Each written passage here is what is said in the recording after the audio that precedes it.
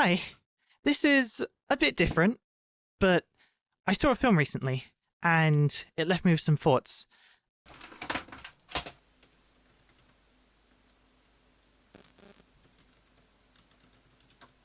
I want to talk about Angelic Kitty Miracle-chan. In case you don't know, it's a short film that was uploaded to YouTube pretty recently. A friend sent it over to me during conversation. I thought, oh, this looked interesting, but I passed on watching it at that moment. And a few days later, I decided to pull it up without any real expectation of what the film even was. And it hit me quite hard.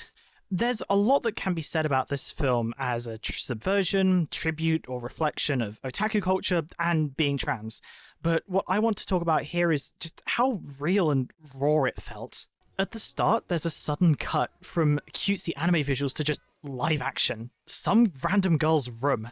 There's all sorts of small details like fake merchandise for this fictional series they've made, and later on, during the scene in the classroom, you get to see the girl on her phone posting memes related to the series. It's all very well detailed, but what I think hit me the most was how the film depicted its trans main character. The first thing we see of our main character is her trying to shave her legs in her room, which I've been there. Hell, I still struggle with it now. Why do you think that I cover my legs in most of my videos? Later on, she gets a cosplay for the character she likes, and it's at that moment that it just hit me. It felt like the film was speaking to me personally in a way that I'd never seen in another piece of art before. The plastic-wrapped packaging, the initial anticipation of it all, with all the little sounds of the bell and the rustling fabrics cutting through the otherwise deafening silence. I've been there. And then the costume's too small, and the zip doesn't go up, and we're just stuck there. Even this chance of escape for her just doesn't work out. The film has an almost voyeuristic feel to it. Like someone secretly filmed me during my most intimate moments and was playing them back to me. Completely raw and unfiltered. The film definitely made me feel uncomfortable at times, especially since it doesn't really have any high notes throughout the entire thing, but it made me feel seen, like someone out there had had a similar experience to me and wanted to depict that within a film.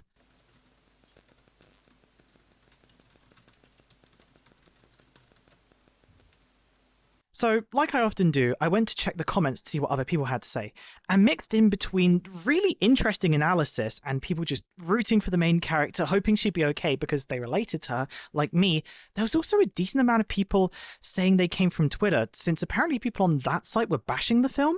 Now, I'd gone in without any real expectations, but I really enjoyed the film. I couldn't really see why anyone wouldn't like it. I assumed it was just some kind of anti-trans trolls or whatever, just bashing it. So, against my better judgment, I decide to open x.com, the everything app. Because I refuse to call it Twitter, because it's not Twitter anymore. It's a different app, and that app sucks. Sorry, a tangent. Bottle of water.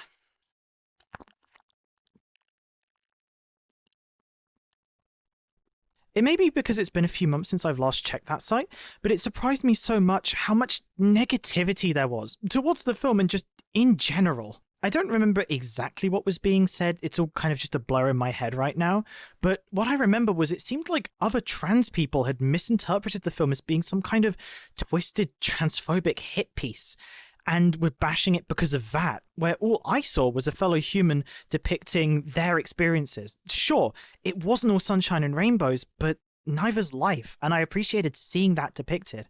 These people couldn't see that. There was also various strawmen and stuff I didn't even want to give the time of day to investigate. It all just felt like noise, and it wouldn't help me to pay any of it more attention than I did. But that left a strong impression on me, almost as much as the film itself did.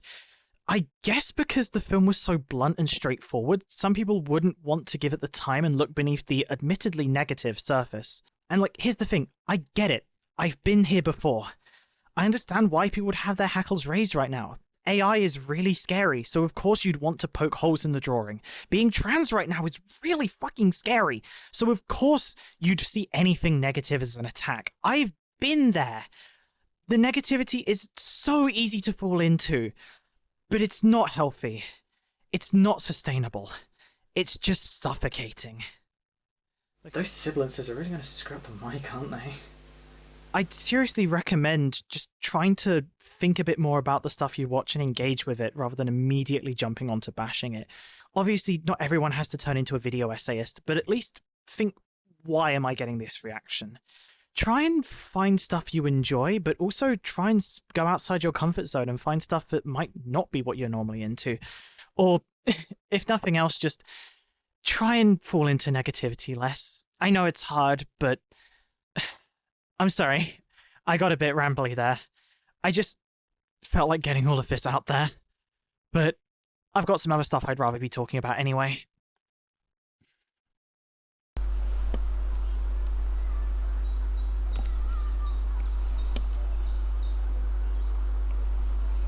It's been really cool to see so many different projects springing up recently that are doing weird or interesting things with the Magical Girl template? I don't exactly know what you'd call it. I've just finished school, and coincidentally, my final project was a short film with transfeming and Magical Girl elements. What a coincidence! It was an absolute ride making it, and I'd do it again in a heartbeat. Although I definitely do some things differently next time. I did so much less planning than I should have. I literally didn't write any dialogue, so I just shot all of the scenes without any dialogue, and only dubbed in a single monologue, which me and a friend basically ad-libbed, and even then, that was because that one scene wouldn't have worked without any dialogue. And I did that one day before the deadline. Miracle-chan also has a scene with spoken dialogue, and sure, it's a bit clunky, but having been through that filmmaking process myself, I get it now.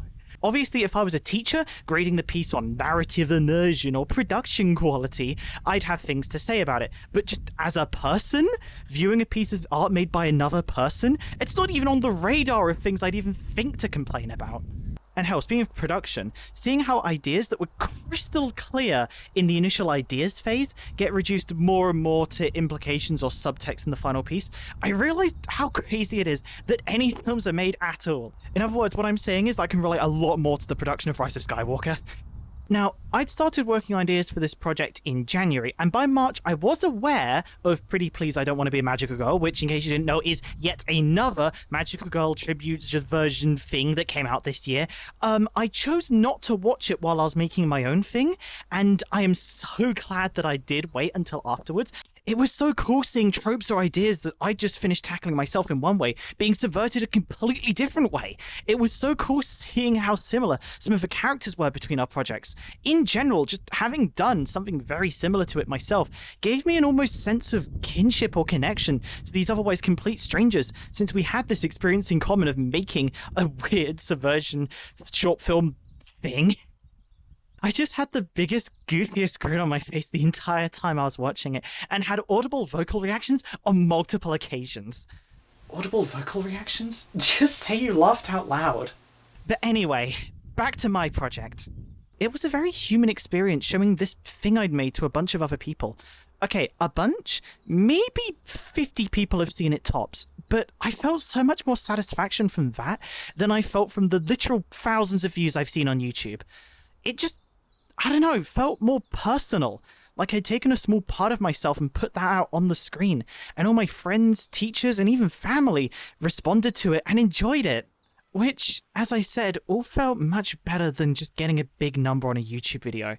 Which is why I'm here now, making a weird, slightly pretentious video about my feelings instead of just, I don't know, doing a review of these gloves I got sent. Which is why I've also decided to apply to university to study film. This was such an enjoyable experience to me that I just want to do more of it. Yeah, sure, some parts of it were rough. I definitely don't want to do everything myself next time.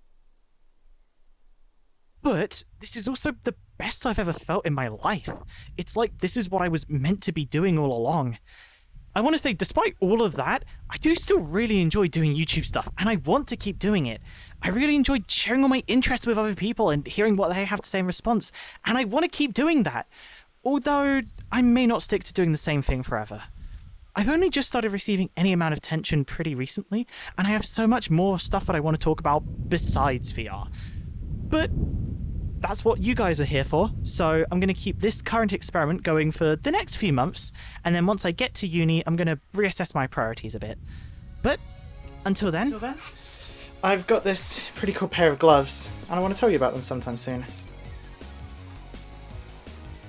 Oh, and just take care, everyone.